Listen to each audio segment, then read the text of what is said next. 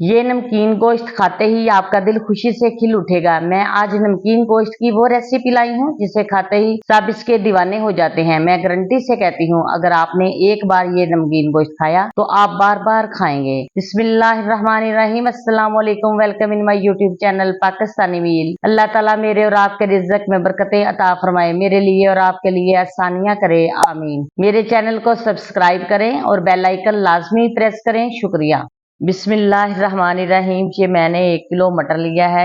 मटर मैंने थोड़ा सा चर्बी वाला लिया है क्योंकि नमकीन गोश्त में ऑयल नहीं डालते। अगर डालना पड़े तो सिर्फ 1 या 2 चम्मच ही डालते हैं। 2 चम्मच सिरका डालूंगी इसमें, इससे गोश्त बहुत जल्दी गल जाएगा। 1 चम्मच लहसुन का पाउडर, आधा चम्मच नमक, 1 चम्मच अदरक का पाउडर इसमें डालूंगी। नमक आप अपने टेस्ट के मुताबिक इस्तेमाल करें। आप मेरी वीडियो को लाइक किया करें और कमेंट्स में जरूर बताया करें, इससे मुझे बहुत खुशी हासिल होती है। अब मैं इसे अच्छी तरह मिक्स कर लूंगी ताकि मसाला सारी बोटियों को अच्छी तरह लग जाए। आप इस ईद पर खुद भी खाएं और दूसरों को भी खिलाएं। इंशाल्लाह अल्लाह रिज़्क में भी इस तरह इजाफा करेगा। ये देखिए माशाल्लाह कितनी अच्छी तरह मसाला अप्लाई हो गया है। ये मैंने प्रेशर कुकर लिया है, इसमें 1 चम्मच देसी घी का लूंगी। घी थोड़ा इसलिए लिया है क्योंकि जो चर्बी है गोश्त में वो भी मेल्ट हो जाती है। अब इसमें मैं 1 चम्मच जीरा डालूंगी। जीरा इसलिए मैं डालती हूँ क्योंकि इसकी खुशबू बहुत ही अच्छी आती है। इससे मैं 2 से 3 मिनट तक हल्का सा भून लूंगी। आप मेरी वीडियो को ज्यादा से ज्यादा लाइक किया करें, शेयर किया करें, ताकि आपके दिल के नजदीक भी जो लोग हैं वो भी मेरी रेसिपी से फायदा उठाएं। अब मैं इसमें गोश्त डाल दूंगी और 4-5 मिनट तक इसे भूनूंगी।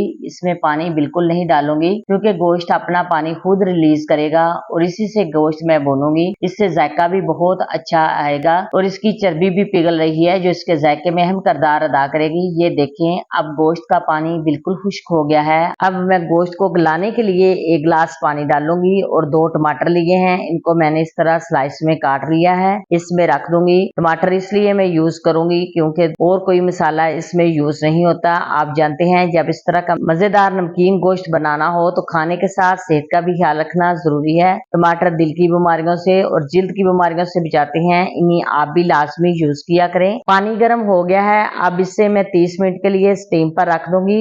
फ्लेम बिल्कुल लो है, दम वाली रखनी है क्योंकि नमकीन गोश्त बनाते वक्त फ्लेम दम वाली ही रखते हैं। 30 मिनट हो गए हैं, माशाल्लाह गोश्त कितना अच्छा लग रहा है। अब मैं सबसे पहले टमाटर के छिलके उतारूंगी और 1/4 टीस्पून काली मिर्च और 4 अदद सब्ज मिर्च जो मैंने कूट कर रखी हुई थी वो इसमें डाल दूंगी। अब इसे मीडियम आंच पर 4-5 मिनट तक मैं भूनूंगी। गोश्त ने घी छोड़ दिया है, ये फाइनल बस अब तैयार हो गया है। इंशाल्लाह आपको वीडियो पसंद आएगी। आप मुझे कमेंट्स में लाजमी बताएं कि आप नमकीन गोश्त की मजीद रेसिपी जानना चाहते हैं। ये खुश जायका नमकीन गोश्त मेहमानों के लिए मिनटों में तैयार हो जाने वाला है। अब मैं इस पर गोश्त पर थोड़ा सा सब्ज धनिया जो मैंने काट के रखा हुआ था स्प्रिंकल कर दूंगी। अल्हम्दुलिल्लाह माशाल्लाह बहुत ही मजेदार नमकीन गोश्त तैयार हो गया है, बहुत अच्छी तरह गला है। आप भी बनाएं, खाएं और कमेंट्स में लाजमी बताएं। इस वीडियो को लाइक करें और ज्यादा से ज्यादा फ्रेंड्स और रिलेटिव्स के साथ शेयर करें। शुक्रिया, खुदा हाफिज।